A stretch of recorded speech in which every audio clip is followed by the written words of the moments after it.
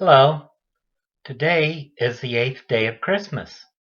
It's also of the first day of 2015.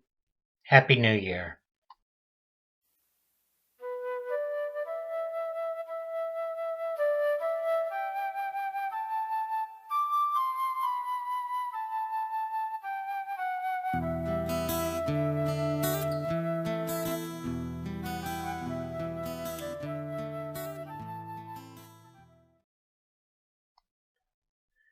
Keut Mile Polsha.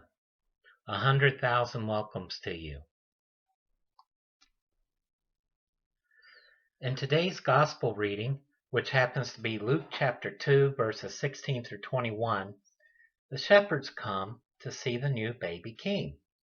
It starts with Mary, who places her child in a manger. Well, why a manger? A manger was a feeding trough for the beasts of burden. Immediately, we are reminded of one of Christianity's holy sacraments, that of the Eucharist. Eucharist is a Greek word, and it means thanksgiving. Our Thanksgiving holiday is a feast, is it not? The sustenance for life is food.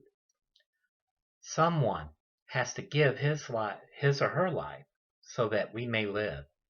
We are thankful for the gift. We are also grateful for what we have.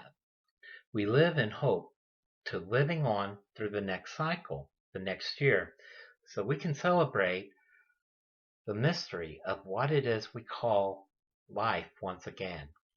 Thus, we honor those who gave all they are.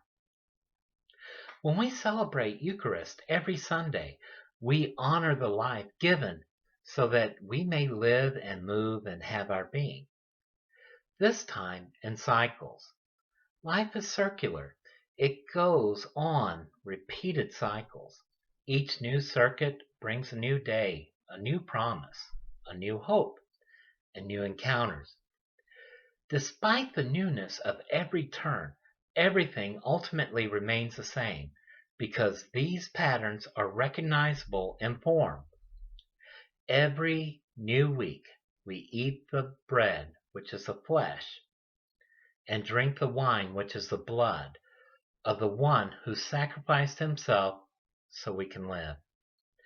We do so in thanksgiving and live the rest of the week accordingly. That is how we honor him.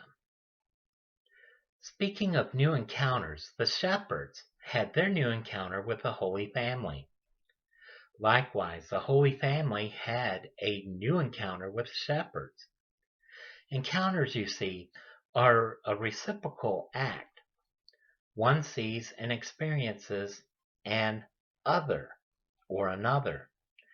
That other also experiences you. An exchange is made from one to the other. The shepherds tell their story of yet another encounter with heaven, a previous encounter through the angels. They leave in great joy because they know that what the angels told them was spot on. Mother Mary, we see, is pondering these words. She's treasuring them. She is completely devoted to what they reported, and she thinks and she feels, just as we would expect a matriarch to be. Now, before we turn, pardon me. Now, before we return to the concept of cycles, it is important to realize the number 8. This number is 1 plus 7, or right after 7. 7 reminds us of a week because a week has 7 days. The 8th day would be a week and a day, or a week from today. From this, we can see that a new cycle is beginning. 8 brings on the concept of a new cycle. So, today just happens to be a very important day as far as new cycles go. Because today is New Year's Day. We celebrate a new cycle, but a big one. This is not just a new day, a new week, or new month. This is a brand new year. So let me say Happy New Year. However, the Christmas story does not end here any more than it did a week ago. Today is a week from Christmas Day, the 8th day of Christmas. Now, in Hebrew, we got a word called Torah, which is the instructions given by God to Moses to the children of Israel. Okay, and Torah commands circumcision on the 8th day of the baby boy's life. This is found in Leviticus chapter 12. This is a big event. All the locals gather together to celebrate the birth, which happens a week later, welcoming the newcomer into the community. This tradition got started by the patriarch Abraham. Today, Christians do this, but not by circumcision, but we have baptism. Our baptism is our circumcision of the heart.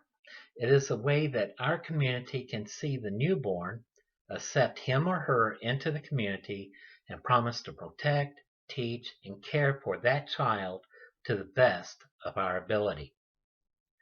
Since there is no difference between Jew or Greek, male or female, freeman or slave, we baptize everyone, not just the males.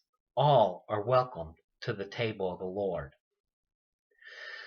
Now, the New Revised Standard Version, and there are many other English translations, they say after the 8 days are finished, or something along those lines.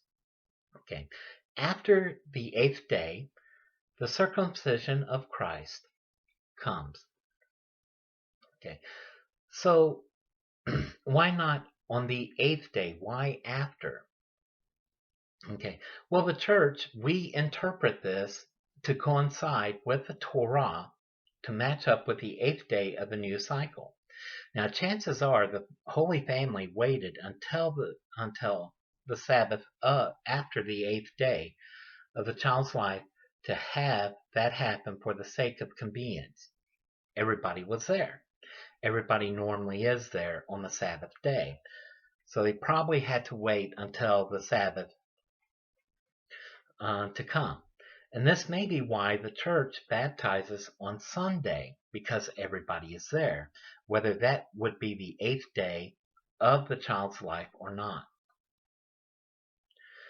The number 8, also signifies the 8th day that concluded Sukkot, which is the Feast of Booths or Tabernacles that concluded that.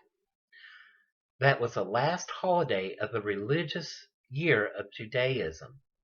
That day also pointed to the 8th day, the resurrection of the Lord, who was resurrected on the first day, the morning of Sunday. New day, new week, new month, new year, and the new life, the new creation.